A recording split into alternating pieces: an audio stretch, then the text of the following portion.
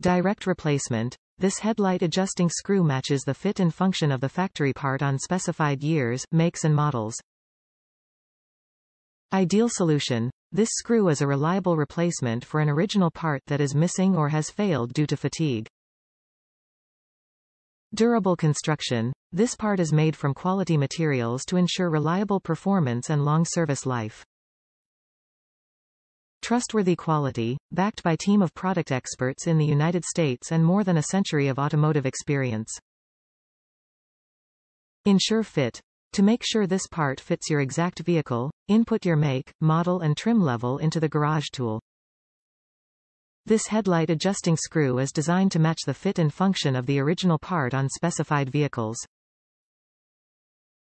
Made of quality materials, it is engineered for reliable performance.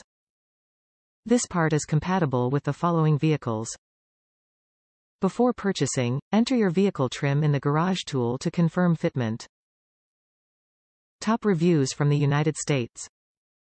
Yes, you do need to. I had a Jeep Comanche's headlight staring at the ground, and found one of these shattered behind the front fascia panel. I only needed one of these.